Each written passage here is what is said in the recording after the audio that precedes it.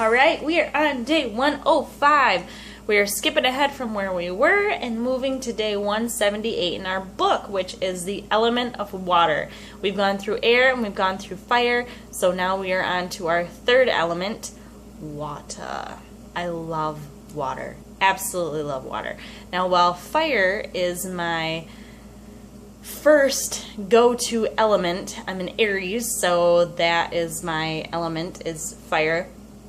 Water holds a lot for me, and I may be able to get into that a little bit later. But anyway, so water is an elemental force that represents the origins of the world and many of the primal mythologies that are found across the globe. The most common water myths involve the theme of life springing forth from the chaotic or churning dark waters of the abyss. In the case of water, mythic images and real-life facts support one another. Life on Earth almost certainly emerged and evolved from organisms that thrived in a watery, swampy environment.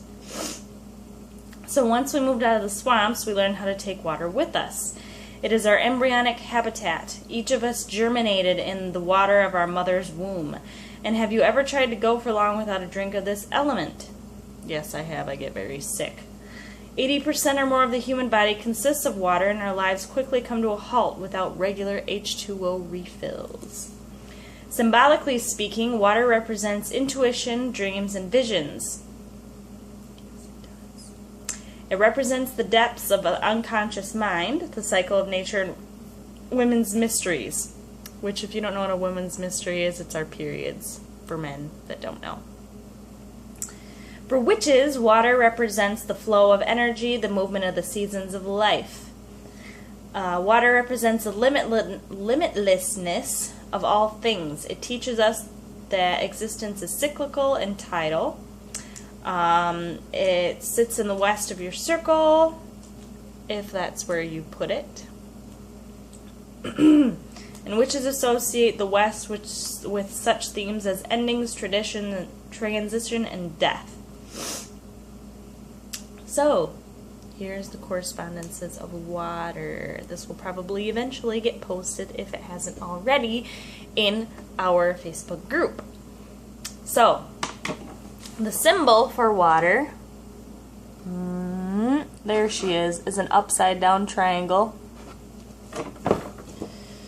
It governs intuition, dreams, visions, peace, compassion, understanding, women's mysteries, cycles, spirituality, psychic love, or psychic ability, love, music, illusion, fantasy, and flow. The magical tool is the chalice, which is obvious because the chalice holds liquid. The color is blue. Alternate colors are various shades of blue, navy, blue-green, turquoise, etc. Some traditions of Wicca, the color is green, like the color of the sea. I don't really like using green, though, because that kind of confuses it, because that's what I use for earth, so I stick with a shade of blue. And actually, it's kind of nice, because when you're working with water, there are so many, actually, any of the elements, there are so many different shades of all of the different colors that you can use the different shades for different things. So, like, for psychic abilities, I would use a more darker blue, almost purple, as opposed to like intuition or spirituality in general, stuff like that. I'd probably use more of a lighter blue. So, fragrances: mugwort, chamomile, geranium, gardenia, sandalwood, rose, and jasmine.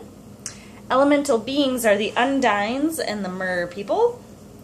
Elemental king is Nexa. The tarot card suit are cups. Magical stone is the moonstone and lapis lazuli. Or anything that's blue. You don't have to stick with just those. I actually have found that blue calcite is awesome.